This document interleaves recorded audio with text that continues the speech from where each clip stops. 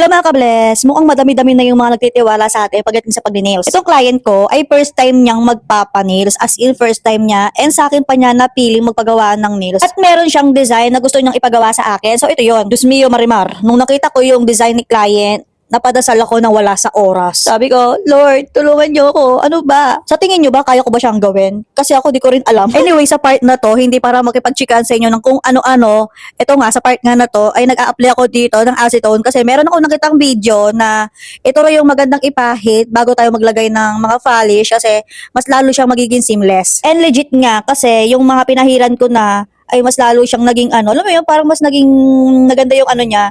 Basta yun, pangalawang in-apply ko is yung base coat talaga, base coat ng balm. May mga napapanood ako na hindi na sila nag-a-apply ng base coat, direct na sila sa mga base color.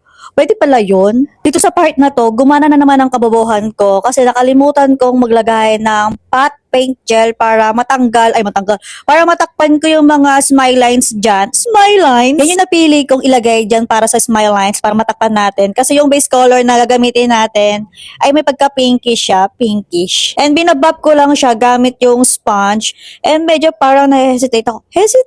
Parang naano kong gamitin siya kasi parang may mga siya, may mga particles siya. Mga particles ba tawag doon? Yung may mga parang basta yun. Bago ako mag-apply ng gel polish dyan ng base color natin, ay sinigurado kong natanggal ko yung mga small particles na sinasabi ko sa inyo kanina. Dalawang coating lang yung ginawa ko para sa base color natin. At itong design nga ni client, yung pinaka-hinliliit niya, tawag dyan, pinky fingers, ay siya, ang design niya is French tip, at yung color niya is dalawang color yan. Ayan yung color ng macaron na yung pagka-dark, yung pagka-pink niya, and then, nilagyan ko lang siya ng white color. And dito naman sa kanyang thumb ay emboss siya. Yung emboss niya, yung tinatawag nilang maugat. Yes, maugat yung tawag nila. Ewan ko ba't maugat ang tawag nila dito sa ganitong design. And bawat lagay ko is pina-flash cure ko muna siya kasi kapag hindi ko yung pina-flash cure, gumagalaw sila. Dito na ako sa pinakahuling design kasi ito yung hinuli ko talaga kasi ito yung naiibang design kasi halos lahat naman French tip tapos emboss. Then itong ring finger ni client, yan yung 3D flowers natin. Bago ko bumalik sa pag-nails, ito talaga yung unang-unang inaral ko talaga itong paggawa ng 3D kasi kaya ito naman yung inuna ko kasi merong nagpapa-home service sa akin. And yung mga design talaga nila is puro ganito, puro 3D flowers, as in lahat yan, puro 3D flowers sila. So hindi ko sila napuntahan dahil nga hindi ako marunong mag 3D flowers. So sabi ko, aaralin ko talaga yung ganitong flowers at hindi ako tatanggap ng clients hanggang hindi ko nagagawa ng tama yung flowers na ganito. And meron pa siyang mga small beads na gold. Yun talaga yung pinaka-hinuli ko talaga. And ayan, dito muna tayo sa part na ng may flowers. Yun muna ako maglalagay ng pag-gold na buto-buto. At dito na tayo sa part ng top coat. Ito na yung pinaka-last na i-apply natin sa nails ni client, ang top coat. May pinoproblema ako sa top coat ko na yan kasi paubos na yan. So, nag-aano kami nung nakaraan nung angel ko na bumili dun sa Black App kaso hindi ko na maintindihan kung ano ba talaga dapat kong bilhin doon kasi baka magkamali na naman kami.